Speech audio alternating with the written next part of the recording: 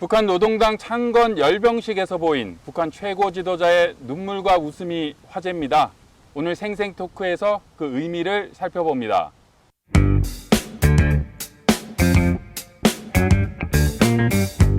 미국의 수도 워싱턴에서 매주 전해드리는 RFA 자유아시아 방송의 생생 토크입니다. 지난 10월 10일 북한 노동당 창건 75주년을 기념하는 대규모 행사가 평양에서 열렸습니다. 취재기자와 함께 자세하게 살펴보겠습니다. 홍알벗 기자입니다. 안녕하십니까? 안녕하십니까? 네. 자, 지난 10월 10일 북한 노동당 창건 기념식이 열렸지 않습니까? 네. 자, 거기서 많이들 또 보셨겠지만 김정은 국무위원장이 눈물을 흘렸어요. 김정은 국무위원장이 그 노동당, 북한 노동당 당 창건 75주년 기념 행사에서 연설을 했는데요.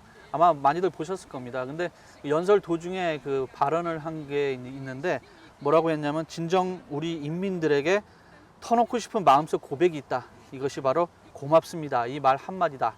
이렇게 얘기를 하면서 계속해서 이제 눈물을 훔치거나 감사 인사를 전하면서 울먹였는데요. 전문가들은 주민보다 핵과 미사일 개발을 우선시하는 김정은 그 국무위원장의 악어의 눈물이다 이런 표현을 했습니다. 그러니까 악어가 먹이를 먹을 때 저절로 이제 눈물이 나오는 건데 네. 그게 마치 이제 먹이가 뭐 불쌍해서 눈물을 흘리는 거 아니냐 이런 표현인 거죠. 그러니까는 가식적이다. 김정은 위원장이 주민을 생각하는 것처럼 보이려고 하는 쇼다 이런 분석입니다. 네. 지난 10월 10일의 행사, 저도 마침 주말 근무 당직이어서 행사를 주목해서 봤는데요. 네네. 나중에 녹화로 뒤늦게 영상이 공개됐지 않습니까? 네. 올해도 ICBM, 즉 대륙간 탄도미사일이 새로 선보였죠? 네, 이번에 선보인 ICBM은 기존의 것보다 훨씬 크기가 커졌습니다. 길이 면에서도 그렇고요. 직경 면에서도 굉장히 커졌는데 북한이 이번에 새로운 그 ICBM과 함께 SLBM이라고 해서 잠수함 발사 탄도미사일이죠. 그것도 같이 선을 보였습니다. 근데 이제 세계 주목을 가장 많이 끈 것은 바로 ICBM인데 왜냐하면은 이 ICBM이 크기가 커지면서 탄두를 여러 개 장착할 수 있을 거라는 그 가정이 있는 건데요.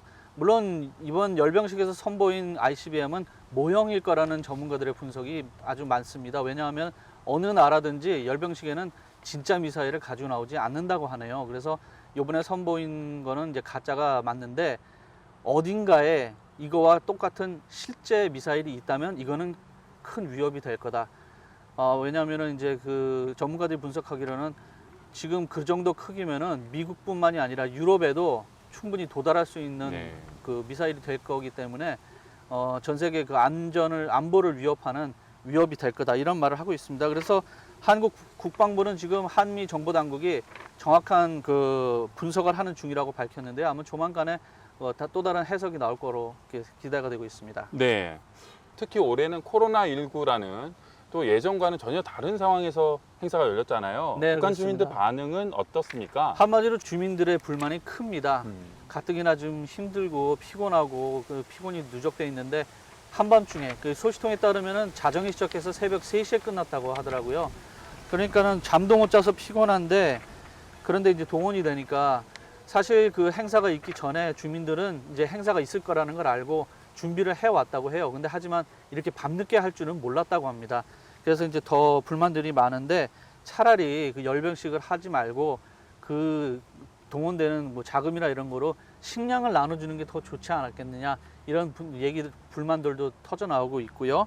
그다음에 일부 주민들은 왜 밤에 했느냐 이거죠. 미국이 무서워서 그랬냐, 뭐 겁이 나서 그랬냐, 뭐 이렇게 조롱하는 그런 얘기도 있었다고 합니다. 네. 그 돈으로 식량을 나눠주는 게 훨씬 더 좋을 수도 있다라는 북한 주민의 네네. 반응인데요. 특히 올해는 뭐 흔히 삼중고 아래에서 노동당 창건 기념일이 강행됐다. 삼중고 국제사회 대북 제재 그리고 연이은 태풍 피해 또 올해는 코로나19라는 이 세 가지의 북한을 위협하는 큰 위협이 있는데도 불구하고 국가의 국고를 집중하는 이런 큰 행사를 강행했다는 비난도 많았는데 네. 그렇다면 한국에 정착한 탈북자들은 김정은 국무위원장의 연설을 어떻게 봤을까요? 탈북자들은 좀 혼란스럽다는 모습입니다. 본인들이 북한에 있었을 때는 그런 기존에 있는 지도자, 그러니까 김일성 주석이라든가 김정일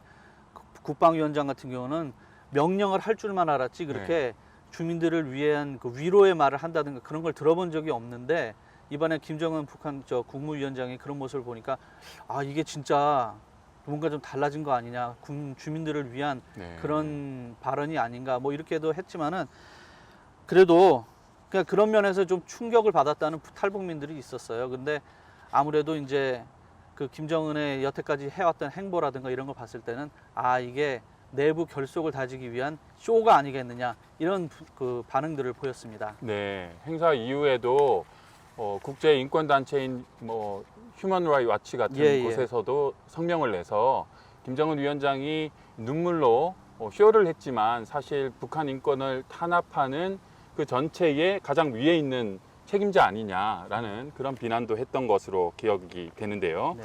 자, 이번 북한 당 창건 기념일 행사를 바라보는 한국 그리고 국제사회의 반응은 또 어떤지 궁금합니다. 예, 일단 북한 그 김정은 국무위원장 연설문 내용 중에 사랑하는 남녘 동포 뭐 이런 부분이 있었습니다. 이런 부분을 가지고 이제 한국 정부는 해석하기를 이제 앞으로의 남북 관계 개선에 청신호다 뭐 이런 기대를 한다 이렇게 반응을 보였고요. 미국 같은 경우는 금지된 핵과 탄도미사일이 이제 열병식이 나온 걸 보고 실망스럽다. 지금 북한 동포들은 주민들은 고생을 하고 있는데 힘들게 살고 있는데 아직까지도 이 핵무기, 미사일 무기 미련을 못 버렸구나 실망스럽다 이런 반응을 보였습니다. 자, 오늘 생생 토크는 75주년 노동당 당 창건 기념일의 열병식 이모저모를 홍알벗 기자와 함께 살펴봤습니다. 국제사회 반응은 전반적으로 아직까지 이런 상황에서도 군사력을 과시하는 북한에 대해서 비판적입니다. 하지만 북한 최고 지도자가 연설에서 평소보다는 좀 톤 다운된 그런 내용을 밝혔다는 점에서 앞으로의 대화 가능성을 점치기도 하는 전문가도 있습니다. 앞으로 어떻게 될지 살펴보겠습니다. 홍알벗 기자 수고 많았습니다. 예, 수고하셨습니다.